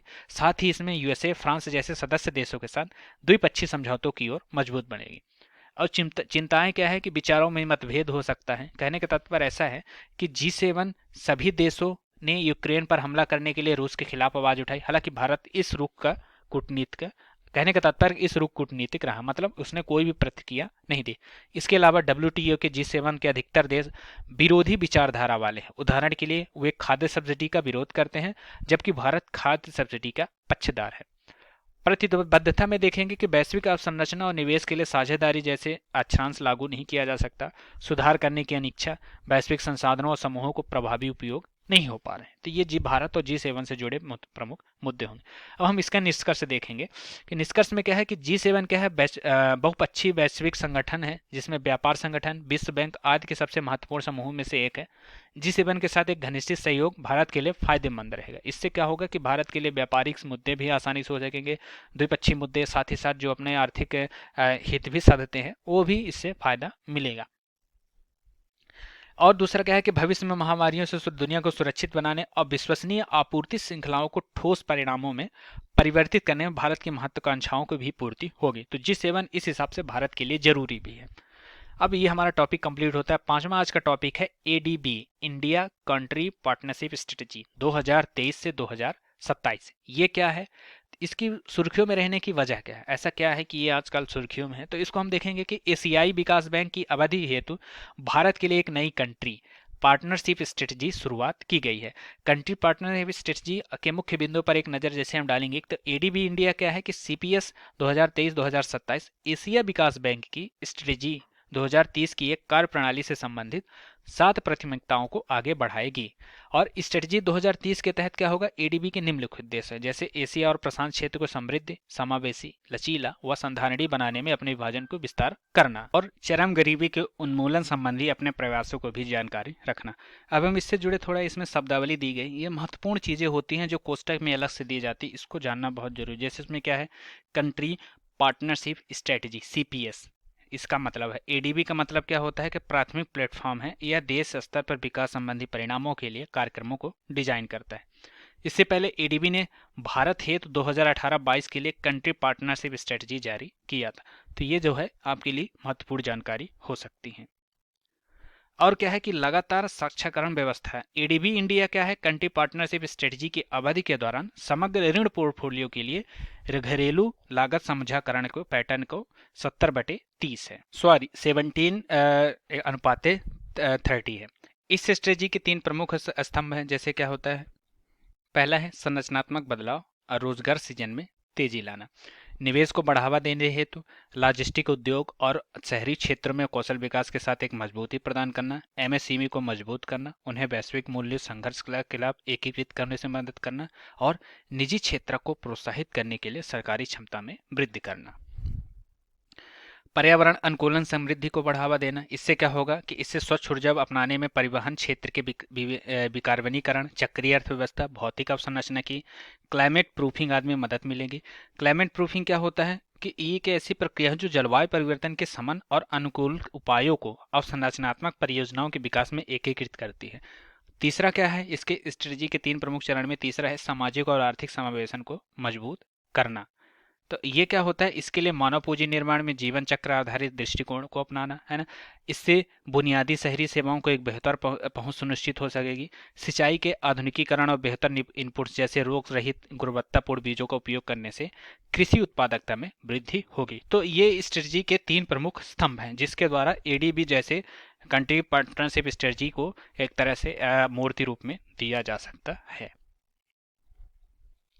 अब हम देखेंगे कि भारत एडीबी की भागीदारी क्या है, संभावनाएं क्या है इसमें। जैसे आप पिछले वर्षों में जैसे आप देखेंगे कि अनेक क्षेत्रों में एडीबी और भारत के साथ भागीदारी देखी गई है ना। इसमें भारत को कृषि, शिक्षा, ऊर्जा, स्वास्थ्य, वित्त आदि क्षेत्रों में तकनीकी सहायता प्राप्त की है। इन्फोग्राफी में जैसे हम ये देख सकते हैं। इसके अलावा क्या है कि इसने भारत में व्यापार, आपूर्ति श्रृंखला और सूक्ष्म वित्त में भी सहायता प्रदान की है। अब इसकी चुनौतियां भी कुछ हैं, संभावनाएं तो हैं भागीदारी की है, तो इसमें चुनौतियां कहें जैसे अलग अलग दृष्टिकोण होता है। भारत की विविधताओं से भरा एक देश है, इस कारण एडीबी को भारत में विविध विकास के उपलब्धियों को हासिल करने तथा अलग अलग राज्यों तक पहुंच स्थापित करने में कठिनाइयों का सामना करना पड़ता है। अतः ऐसे निम्न और उच्च आय वाले राज्यों के बीच तथा उसके भीतर एक अलग दृष्टिकोण अपनाने की आवश्यकता है। निम्न आय वाले राज्यों में सहायता और तथा उच्च आय वाले राज्यों में सहायता। निम्न आय वाले राज्यों में सहायता से तात्पर्य ऐसा है कि समावेशी विकास को तीव्र करने के लिए बुनियादी और संरचना तथा सेवाओं के विकास पर ध्यान केंद्रित किया जाता है। और उच्च आय वाले राज्यों में, ऐसे राज्यों में क्या करना चाहिए, नवाचार और उत्तम पद्धतियों को समाहित करने यानी परिवर्तनकारी परियोजनाओं को बढ़ावा दिया जाता है। ये दूसरा क्या है कि निजी क्षेत्र में निवेश। एडीबी क्या होता है कि नॉन सॉवरेन ऑपरेशन के जरिए सरकार के बुनियादी ढांचे के वित्त पोषण को बढ़ावा देने के लिए समर्थन प्रदान करता है। हालांकि यह सहायता मौजूदा निजी क्षेत्र द्वारा निवेश के अवसरों की मात्रा और प्रकार पर निर्भर करती है। नॉन सॉवरेन ऑपरेशन क्या होता है कि इसके तहत एडीबी क्या करता है, सरकारी गारंटी या सरकार के गारंटी के बगैर निजी राज्य के स्वामित्व वाले उपसंप्रभु संस्थाओं को ऋणी इक्विटी के अन्य वित्त पोषण में उपलब्ध कराता है। निष्कर्ष के तौर पर हम देखेंगे कि भारत के लिए कंट्री पार्टनरशिप स्ट्रेटजी भारत की राष्ट्रीय विकास प्राथमिकताओं के अनुरूप है, जिन्हें 2047 तक हासिल करने का लक्ष्य निर्धारित है। इसके लिए क्या होगा, एडीबी दक्षिण एशिया और क्षेत्रीय सहयोग और एकीकरण को मजबूत करने के लिए भारत की विशेष स्थिति का भी लाभ उठा सकता है। अब इसमें हम थोड़ा देख सकेंगे एडीबी क्या है, इसकी उत्पत्ति या फिर इसके विकास के बारे में देखेंगे। तो एडीबी एशिया विकास बैंक, इसकी उत्पत्ति कब हुई थी, 1966 में की गई थी। सदस्य क्या है कि इसके 68 सदस्य, इसमें 49 देश एशिया के हैं और प्रशांत क्षेत्र के हैं, जबकि 19 देश अन्य क्षेत्रों से हैं। भारत इसका संस्थापक सदस्य है, ये महत्वपूर्ण जानकारी है ना। शेयरधारिता में देखेंगे कि एडीबी से ऋण नहीं लेने वाले सदस्यों की श्रेणी में संयुक्त राज्य अमेरिका और जापान की सबसे अधिक शेयरधारिता है ना। एडीबी से ऋण लेने वाले सदस्य श्रेणियों में चीन और भारत की शेयरधारिता क्रमशः 6.4% और 6.3%। इसको सौंपे गए कार्य कौन से हैं, यह सामाजिक और आर्थिक विकास को बढ़ावा देने के लिए ऋणी व तकनीक सहायता प्रदान करने के सदस्यों एवं भागीदारों की सहायता करता है। यह नीतिगत संवादों को सुगम बनाता है, सलाहकारी सेवाएं प्रदान करता है तथा वित्तीय संसाधनों के निर्यात संबंधी ऋण जुटाता है। एडीबी द्वारा प्रकाशित मूल्य मुख्य report Asia in global transaction to net zero Asian development outlook 2023, ये इसके द्वारा प्रकाशित होने वाले महत्वपूर्ण समय। ये एक तरह से बहुत ही जरूरी होता है। क्या होता है, यूपीएससी और यूपीपीसीएस जैसे एग्जामों में क्या होता है कि डायरेक्ट पूछ लिया जाता है। सिविल सर्विस एग्जाम में क्या पूछ लिया जाता है, जैसे Asia in global transaction to net zero, यह मुख्य रिपोर्ट कौन जारी करता है। तो इसके हिसाब से आपके लिए ये जानना जरूरी हो जाता है। एशिया इकोनॉमिक इंटीग्रेशन रिपोर्ट 2023 है ना। की indicators for Asia and Pacific 2022, ये कौन जारी करता है, ये एशिया विकास बैंक जारी करता है। भारत और एशिया विकास बैंक के बारे में हम देखेंगे जैसे कि एडीबी ने क्या किया था कि दिसंबर 2022 तक भारत में सार्वजनिक क्षेत्र के लिए ऋण अनुदान और तकनीकी सहायता से 52.6 बिलियन डॉलर और निजी क्षेत्र के लिए 8 बिलियन डॉलर निवेश फंड जारी किया था। एडीबी की सहायता से जारी महत्वपूर्ण परियोजनाओं में क्या शामिल है, जैसे विशाखापत्तनम चेन्नई में औद्योगिक गलियारा विकास निर्माण कार्यक्रम, सेवा कंटेनर टर्मिनल वित्त पोषण परियोजना, चेन्नई मेट्रो रेल निवेश परियोजना, असम दक्षिण एशिया उप क्षेत्रीय आर्थिक सहयोग और कॉरिडोर कनेक्टिविटी सुधार परियोजना आदि। ये तो ये आपने एडीबी बैंक के बारे में पूरा पढ़ा। अब जो आज का हमारा छठवां टॉपिक है, पश्चिमी एशिया, वेस्ट एशिया। जैसा कि आप इसको मैप में देख सकते हैं कि वेस्ट एशिया में Turkey, Iraq, Saudi Arabia, Egypt, Sudan, Iran और भी जैसे बहुत सारी कंट्रीज आती हैं। तो ये क्या होता है कि इस चर्चा में क्यों है, इसकी सुर्खियों में क्या है, इसके पीछे वजह क्या है कि हाल ही में सऊदी अरब ने भारत, संयुक्त राज्य अमेरिका और संयुक्त अरब अमीरात के सुरक्षा सलाहकारों की एक विशेष बैठक की मेजबानी की है। मतलब जो राष्ट्रीय सुरक्षा सलाहकार की जो बैठक थी वो कहाँ आयोजित की गई थी, आपके सऊदी अरब में। तो इससे संबंधित अन्य तथ्य में हम जैसे देखेंगे कि इस आयोजन में बैठक में शामिल सभी 4 देशों के साझा विजन को आगे बढ़ाने के लिए किया जा रहा है। इस साझा विजन की सुरक्षित और समृद्धि पश्चिमी एशिया के निर्माण पर भी केंद्रित है। इससे क्या हो रहा है, दक्षिण एशिया को मध्य पूर्व से होकर संयुक्त राज्य अमेरिका से जोड़ना, जिससे क्या हो सके कि आपके जल के अलावा थल से भी व्यापार की सुगमताएं आपको प्राप्त हो जाए। और दूसरा क्या है, प्रथम क्वाड I2U2 के बाद इन सभी देशों की एकीकृत उपस्थिति को पश्चिमी एशिया के दूसरे क्वाड के रूप में गठन के रूप में देखा जा रहा है।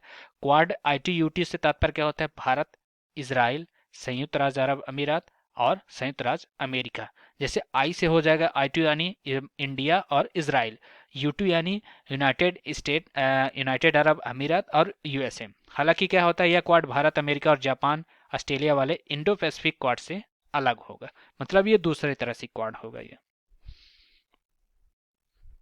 अब हम देखेंगे भारत ने क्या किया था, पश्चिम की ओर देखो की नीति को सफलता के रूप में भी देखा जा रहा है। इससे क्या हो रहा है कि ये जब सब हो जाएगा तो भारत की जो नीति थी पश्चिम की ओर देखो वो सफल भी हो जाएगी।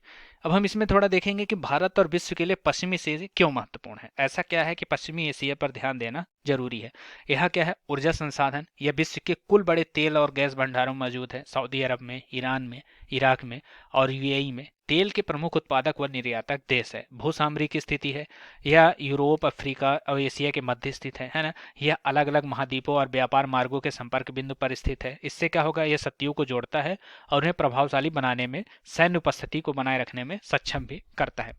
संघर्ष और सुरक्षा, यह क्षेत्र इजराइल फिलिस्तीन संघर्ष, सीरियाई गृह युद्ध और ईरान के उन पड़ोसी देशों के बीच चल रहे तनाव सहित संघर्षों में साक्षी रहा है। धार्मिक और सांस्कृतिक महत्व भी है, आर्थिक और व्यापार के अवसर भी हैं। तो इसलिए भारत और विश्व के लिए पश्चिमी एशिया वर्तमान समय में महत्वपूर्ण है। अब हम देखेंगे कि इस नए क्वाड के लिए भारत के लिए क्या महत्व है। मतलब ये जो क्वाड बन रहा है, ये जो अब तरह संगठन बन रहा है, इससे भारत को क्या फायदा हो सकता है।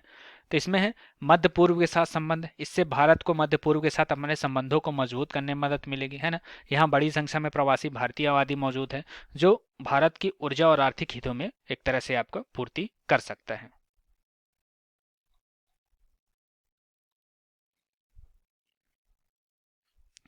2021 में भारत और संयुक्त अरब अमीरात ने CAPA पर हस्ताक्षर किया, अतः इससे पहले की तरह घोषित लक्ष्यों को सहयोग से प्राप्त किया जा सकता है। यह एशिया के अलावा अमेरिका के बीच संबंधों में विस्तार से जुड़े अवसरों को भी सहायता देता है ना।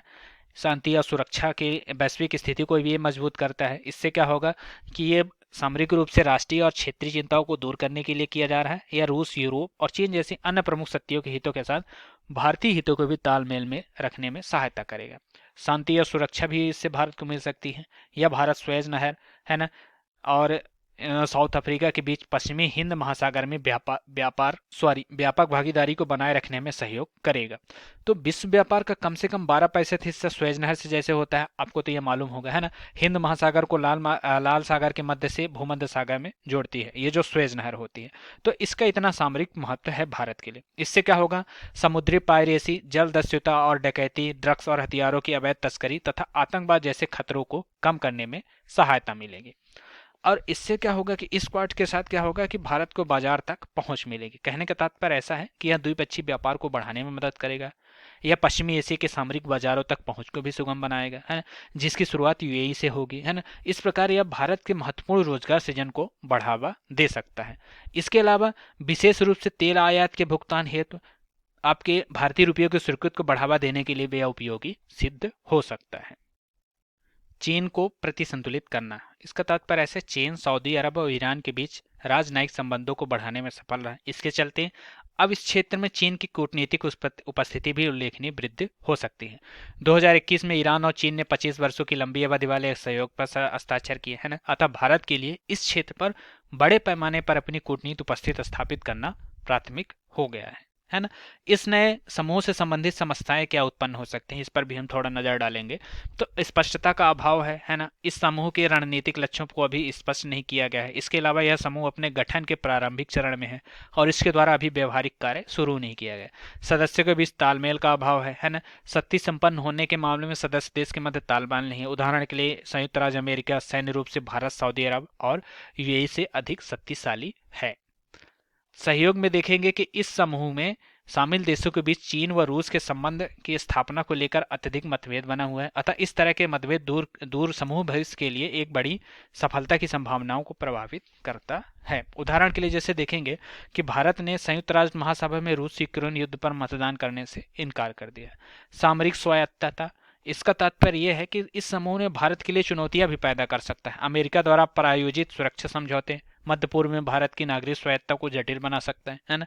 इस कारण क्या होगा कि भारत स्वयं को एक तटस्थ देश के रूप में बनाए रखने में जोर देता है, अर्थात यह किसी एक पक्ष लेने से बचता है, जिसके कारण सामरिक स्वायत्तता पर भी प्रभाव पड़ेगा।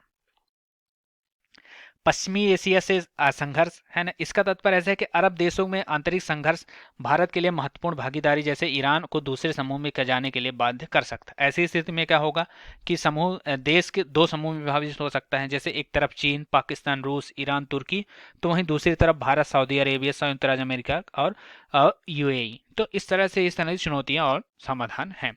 अब इसका आगे की राह देखेंगे कि इसमें आगे की राह क्या है। द्विपक्षीय चिंताओं को दूर करना है ना, सहयोग की भावना लाना, इससे क्या होगा कि नए क्षेत्रों में सहयोग के मजबूत करके मध्य पूर्व और दक्षिण एशिया दोनों को अन्य भागीदारों के संबंधों के साथ बनाए रख सकते हैं।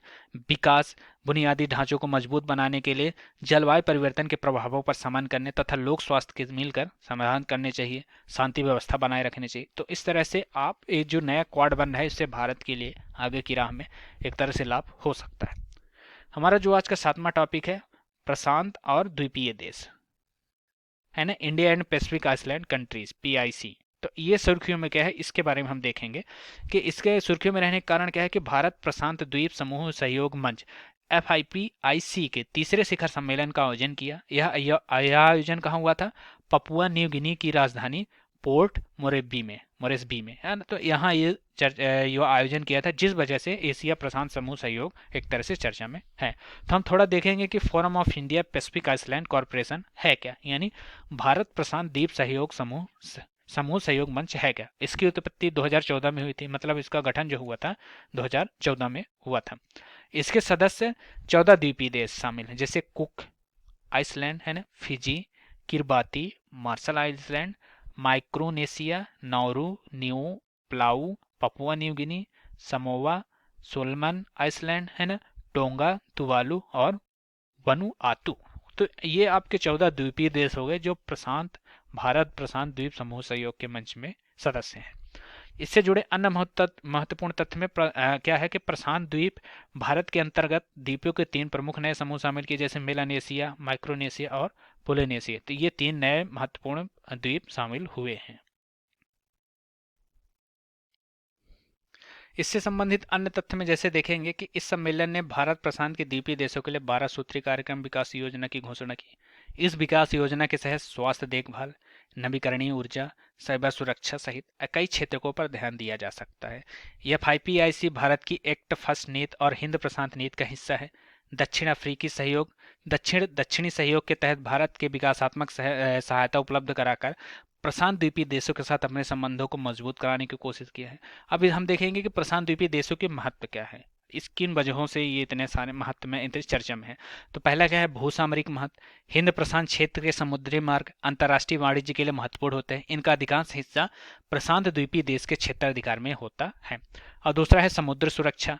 भारत ने अपनी बढ़ती नौसैनिक क्षमताओं को देखते हुए मन्नाका के पूर्व क्षेत्र में भी ध्यान देना शुरू किया है। इस प्रकार से द्वीपीय देश भारत की व्यापक समुद्री रणनीति के लिए अत्यधिक महत्वपूर्ण हो गए। आर्थिक रूप से यह क्यों महत्व है, तो इसमें देखेंगे कि यहाँ अनन्य आर्थिक क्षेत्र, इस द्वीप में संसाधनों के पास अनन्य आर्थिक क्षेत्र, जैसे ये LNG जैसे प्राकृतिक खनिज गैसों के भंडार के स्रोत भी है। कुछ प्रशांत द्वीपों के पास इतने बड़े स्पेशल इकोनॉमिक जोन हैं जैसे कि उनके सामने भारत का कुल क्षेत्रफल छोटा पड़ जाए। इस लघु द्वीपीय देशों में किराबाती पर EEZ का लगभग 3.5 मिलियन वर्ग किलोमीटर क्षेत्र में फैला हुआ है। तो इतना इसका आर्थिक महत्व है वर्तमान समय में। क्षेत्रीय और वैश्विक जुड़ाव इससे भी है। इन द्वीपीय देशों के साथ भागीदारी भारत को संयुक्त राष्ट्र जैसे वैश्विक संगठन तथा अन्य क्षेत्रीय संगठन के सहयोग और साझेदारी में अपने नेटवर्क को मजबूत करने में सहयोग प्रदान करेगा।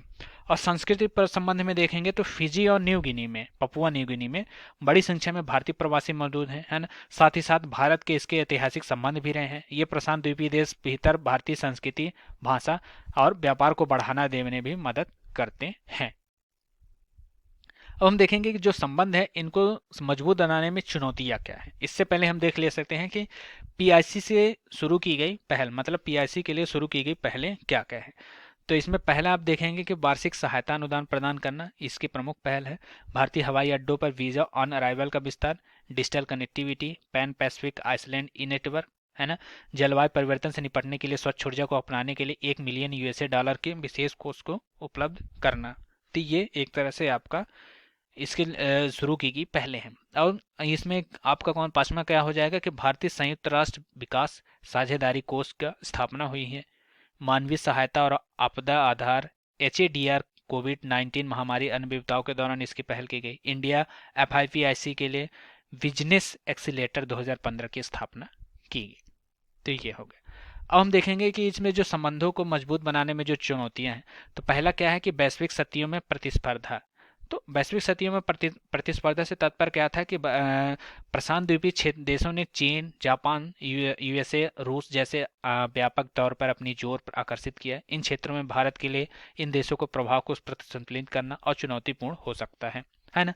अप्रयुक्त व्यापार, इसका क्या तात्पर्य है कि भारत प्रशांत द्वीपीय देशों के बीच कुल वार्षिक व्यापार लगभग 300 मिलियन डॉलर का है, जो बहुत ही कम है, तो इसको बढ़ाना भी जरूरी है। पारंपरिक दृष्टिकोण पर जोर, भारत की विदेश नीति हिंद महासागर क्षेत्र पर अधिक केंद्रित है। इस वजह से प्रशांत द्वीपीय क्षेत्रों में कई बार अपेक्षाकृत कम ध्यान दिया जाता है। अब हम देखेंगे समिति भागीदारी। समिति भागीदारी मतलब इसका तात्पर्य ऐसा है कि प्रशांत द्वीपीय क्षेत्र के साथ भारत की भागीदारी अभी भी काफी हद तक फिजी और पपुआ न्यू गिनी पर ही केंद्रित है। इसका मुख्य कारण क्या है, इन देशों में बड़ी संख्या में भारतीय प्रवासी मौजूद हैं।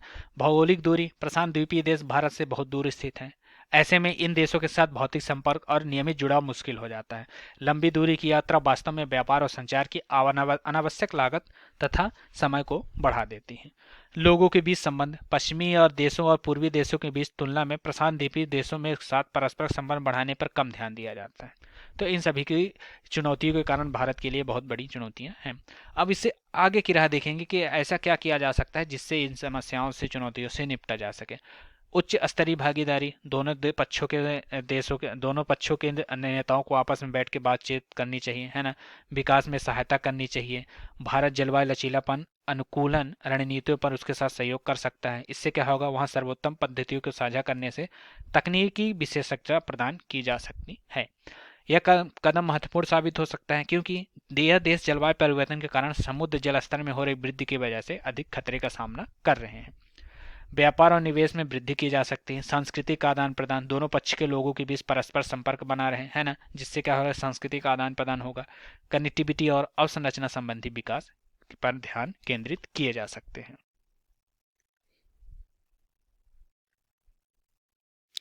अब हम देखेंगे हिंद प्रशांत के बारे में। हिंद प्रशांत के बारे में क्या है, जैसे ये पहला है, इसमें यह एकीकृत भू राजनीतिक मंच के निर्माण के लिए आसपास के भू भाग के प्रशांत महासागर और हिंद महासागर को एकजुट करता है। भारतीय दृष्टिकोण में क्या है कि यह क्षेत्र हिंद महासागर की पूर्वी अफ्रीका के तट से लेकर पश्चिमी महासागर तक फैला हुआ है। 2017 के US national security strategy document के अनुसार यह एक ऐसा क्षेत्र है जो भारत के पश्चिमी तट से लेकर संयुक्त राज्य अमेरिका के पश्चिमी तट तक फैला हुआ, मतलब इसकी प्रेजेंस इतनी ज्यादा है। हिंद प्रशांत की प्रासंगिकता देखेंगे तो भारत का लगभग 50% व्यापार जो होता है हिंद प्रशांत क्षेत्र के साथ होता है। हिंद महासागर भारत के 90% व्यापार व ऊर्जा स्रोतों को वहन करता है। भारत की समुद्री सुरक्षा, है ना, व्यापार और निवेश में सहयोग बढ़ाने में मदद करता है। संधारणीय विकास को बढ़ाने में ये मदद करता है। अब पहल में देखेंगे कि 2019 में भारत ने विदेश मंत्रालय के साथ इंडो पैसिफिक विंग की स्थापना की थी, है ना। 2020 में विदेश मंत्रालय में ओशियन डिवीजन के स्थापित किया गया। Free and open Indo Pacific विचार प्रस्तुत किया जा रहा है ना। क्वाड जैसे समूह विश्व प्रशांत इस क्षेत्र पर, हिंद प्रशांत क्षेत्र पर विशेष ध्यान केंद्रित कर रहे हैं। अब हम देखेंगे जो संक्षिप्त सुर्खियां हैं इसके, जैसे भारत यूरोपीय मुक्त व्यापार संघ के बैच में क्या है कि भारत के उद्योग और वाणिज्य मंत्रालय ने FATA, वाणिज्य और उद्योग मंत्रालय ने EFTA के देशों के प्रतिनिधियों के साथ एक व्यापार और आर्थिक समझौता, भागीदारी समझौता को संपन्न करने की दिशा में तौर तरीकों पर चर्चा की है ना। EFTA आइसलैंड, लिंकस्टाइन और नॉर्वे और स्विट्जरलैंड शामिल हैं इसमें EFTA में। अब देखेंगे TEPA वस्तुतः दो देशों के बीच मुक्त व्यापार समझौता FTA है। तो मुक्त व्यापार समझौता क्या होता है? मुक्त व्यापार समझौता से तात्पर्य दो से अधिक देशों के व्यापारिक समूहों के बीच एक अवस्था है ना। इसमें क्या होता है? सीमा शुल्क और गैर प्रशुल्क शुल्क बाधाओं को कम करने या समाप्त करने का प्रावधान रहता है। टीईपीए महत्वपूर्ण आर्थिक लाभ प्रदान करता है। इस लाभों के साथ एकीकृत और लचीली आपूर्ति श्रृंखला का निर्माण हो सकता है ना। ईएफटीए मुक्त व्यापार को बढ़ावा देने और मजबूत करने के लिए स्थापित एक अंतर सरकारी संगठन है। अब हम देखेंगे कि ईएफटीए के साथ भारत का व्यापार किस हिसाब से। तो भारत ईएफटीए का 9वां सबसे बड़ा व्यापारिक भागीदार है ना। ये भारत का निर्यात 2022-23 में अगर देखा जाए तो 1.67 बिलियन डॉलर था, इतना ज़्यादा। और वर्ष 2021-22 में 1.74 अमेरिकी बिलियन डॉलर, मतलब कहने का कि 1.74 बिलियन अमेरिकी डॉलर था। ईएफटीए देशों में भारत को आयात 2022-23 में 15 मिलियन अमेरिकी डॉलर था, यह वर्ष 2021-22 में 25.5 बिलियन अमेरिकी डॉलर है। इसका दूसरा देखेंगे हम तो इसमें क्या लिखा है, उत्तरी अटलांटिक संगठन या नाटो के बारे में हम देखेंगे। तो संयुक्त राज्य अमेरिका के हाउस ऑफ रिप्रेजेंटेटिव की एक सहमति क्या थी कि चीन साम्यवादी दल पर चीन ने भारत को नाटो का प्लस बनाने की सिफारिश की है। उत्तरी अटलांटिक संगठन नाटो में क्या है कि +5 यानी नाटो देशों के 5 साझेदार देशों में एक मंच पर लाने वाला एक सुरक्षा संगठन है ना। यहाँ 5 साझेदार देश कौन है? Australia, New Zealand, Japan, Israel, south Korea. NATO +5 का उद्देश्य वैश्विक रक्षा सहयोग को बढ़ावा देना। नाटो 31 सदस्यीय सैन्य गठबंधन है। इसमें क्या होगा? 29 यूरोपीय देश हैं और उत्तर अमेरिका के 2 देश शामिल हैं। भारत को नाटो +5 में शामिल करने का महत्व क्या है? संयुक्त राज्य अमेरिका के लिए इस कदम का अर्थ है कि हिंद प्रशांत क्षेत्र में चीन के साथ सामरिक प्रतिस्पर्धा में बढ़त हासिल करना और ताइवान की सुरक्षा सुनिश्चित करना। यह कदम क्वाड और G7 गठबंधनों जैसे देशों में भी आर्थिक प्रतिबंधों को प्रभावी रूप से लागू करने में सहायता करता है। भारत क्वाड समूह का एक प्रमुख सदस्य है। अमेरिका, ऑस्ट्रेलिया और जापान भी इसके सदस्य हैं। भारत के लिए नाटो +5 में शामिल होने का अर्थ है कि नाटो गठबंधन देशों और भारत के बीच निरंतर खुफिया जानकारी साझा हो सकेगी, जिससे क्या होगा? भारत को बिना कोई संयम गंवाए नवीन सैन्य प्रौद्योगिकी भी प्राप्त हो जाएगी। क्योंकि इसमें सबसे बड़ी बात यह है कि इसमें हाईटेक टेक्नोलॉजी वाले देश भी शामिल हैं जो आपस में टेक्नोलॉजी को शेयर करते हैं, तो भारत को भी इसका लाभ हो जाएगा। इससे संबंधित अन्य तथ्य में देखेंगे, प्रमुख गैर नाटो सहयोगी मेजर नॉन नाटो अलाय का दर्जा क्या होता है? MNNA का दर्जा अमेरिकी कानून के तहत एक पदनाम है। यह दर्जा प्राप्त विदेशी भागीदारों को रक्षा व्यापार और सुरक्षा सहयोग के कुछ लाभ प्रदान किए जाते हैं ना। हालांकि MNNA का दर्जा मिलने पर एक देश को सैन्य और आर्थिक विशेषाधिकार जरूर प्राप्त होते हैं, लेकिन ऐसा दर्जा प्राप्त देश किसी प्रकार की सुरक्षा प्रतिबद्धता नहीं मिलती है। क्या है कि नाटो एक सदस्य देश पर हमला सभी सदस्य हमला माना जाएगा, इसलिए सभी सदस्य को देशों की सुरक्षा को प्रतिबद्धता भी शामिल होगी। अमेरिका 18 देशों को MNNA के रूप में नामित किया, जैसे Argentina, Australia, Bahrain, Brazil, Colombia, मिस्र, Israel, Japan, Jordan, Kuwait, Morocco, New Zealand, Pakistan, Philippines, Qatar, South Korea, Thailand और ट्यूनीशिया। भारत को MNNA का दर्जा नहीं प्राप्त है। तो ये आपके लिए नाटो के जुड़े संबंधित मुद्दे हो गए। अब हम देखेंगे इजराइल फिलिस्तीन संघर्ष, ये क्या है। संयुक्त राष्ट्र ने 75 वर्ष पहले करीब 7 लाख फिलिस्तीनियों के व्यापक विस्थापन को याद किया। वर्ष 1948 में फिलिस्तीनियों को उस भूमि से सामूहिक पलायन करना पड़ा जिसे आगे चलकर इजराइल के नाम से एक अलग राष्ट्र के रूप में रूपांतरित होना था। पलायन की इस घटना को नकबा के रूप में जाना जाता है। अरबी भाषा में नकबा का अर्थ है आपदा, मतलब एक बहुत बड़ी आपदा थी उस टाइम के हिसाब से, है ना। इजराइल फिलिस्तीन संघर्ष, इससे पहले हम देख लेंगे कि इजराइल का ये मैप आपके सामने है। तो इजराइल ये पूरा मतलब एक तरह से इन पूरे एरिया को जो देश है ना, इसके भाग को छोड़ दिया जाए तो ये पूरा एरिया आपका इजराइल का है। मतलब ये येलो कलर में जो है, और ये आपका जो व्हाइट कलर का है ये पूरा आपका हो जाएगा वेस्ट बैंक यानी जेरूसलम। तो ये आपके इजराइल का मैप हो गया। अब इसके संघर्ष में देखेंगे कि 20वीं शताब्दी की शुरुआत में क्या हुआ था, अपने पूर्वजों की संपत्ति के रूप में फिलिस्तीनी भूमि पर अपना दावा करते हैं, जबकि अरब सदियों से बहुसंख्यक है। 1917 में ब्रिटेन के वाल्फोर्स घोषणा पत्र के दौरान क्या हुआ था कि इसका उद्देश्य फिलिस्तीनी में यहूदी लोगों के लिए एक अलग राष्ट्रीय गृह स्थापित करना, जिससे क्या होगा 1920 के और 40 के दौरान यूरोप में यहूदियों को बहुत अधिक उत्पीड़ित होने लगा था। इससे क्या हुआ था कि फिलिस्तीनी को यहूदियों का प्रवासन बढ़ गया। 1947 में संयुक्त राष्ट्र में फिलिस्तीन को एक अलग यहूदी और अरब स्टेट में विभाजित करने का संकल्प भी पारित किया गया। इस संकल्प से क्या हुआ कि अरब देशों ने खारिज कर दिया। हालांकि 1948 में इजराइल की घोषणा कर दी गई, है ना। इसके परिणाम स्वरूप पहला अरब इजराइल युद्ध हुआ। युद्ध विराम के तहत जॉर्डन ने वेस्ट बैंक पर और मिस्र ने गाजा पर अधिकार कर लिया। यरूशलेम को इजराइल और जॉर्डन के बीच विभाजित कर दिया। वर्ष 1967 में क्या हुआ था, अरब और इजराइल के बीच 6 दिवसीय युद्ध शुरू हुआ। मतलब क्या हुआ था कि इस युद्ध के अंत में इजराइल ने मिस्र के सिनाई प्रायद्वीप और गाजा पट्टी, जॉर्डन के वेस्ट बैंक और पूर्वी यरूशलेम पर तथा सीरिया के ग्लोबल हाइट्स पर कब्जा कर लिया था। मतलब उस युद्ध में एक तरह से इजराइल को विजय हुई थी, जिससे उसने बहुत ही ज्यादा अधिकार क्षेत्र पर दावा किया। अब इसमें भारत क्या नीति अपनाता है, तो इसमें भारत क्या करता है कि डीहाइफनेशन की नीति अपनाई। इस नीति का क्या अर्थ है कि इजराइल के साथ भारत का संबंध द्विपक्षीय आपसी मुद्दों पर आधारित होगा। यह संबंध भारत के फिलिस्तानी तथा संबंधों से स्वतंत्र और पृथक होगा। मतलब जो भारत का और इजराइल का संबंध होगा वो एक तरह से आपका फ्री होगा, इसमें फिलिस्तानियों के साथ अलग संबंध होगा।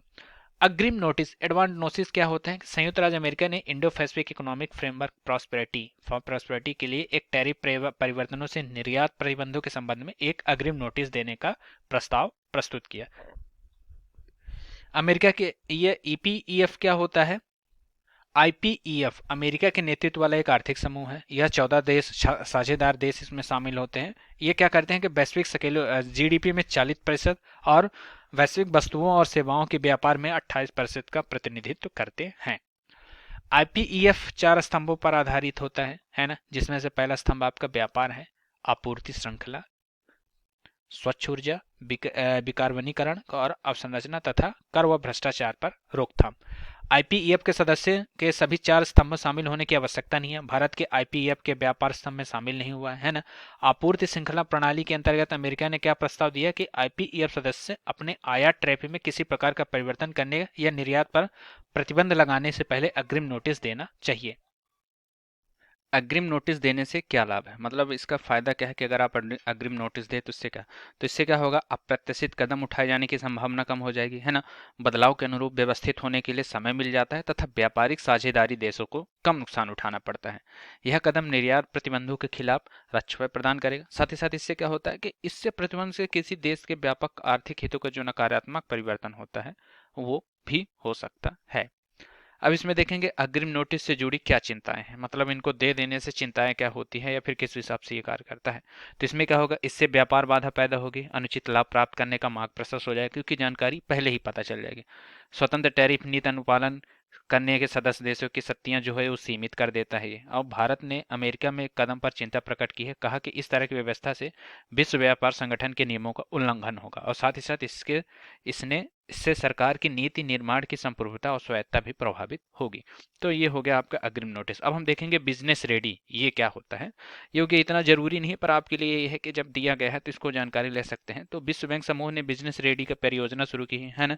इससे क्या है, या किसी देश के व्यवसाय और निवेश परियोजना का मूल्यांकन करने की दिशा में अधिक संतुलित व पारदर्शी तरीका प्रस्तुत करते हैं और इसे गतिशील निजी क्षेत्र के लिए तैयार रूप में प्रस्तुत करता है।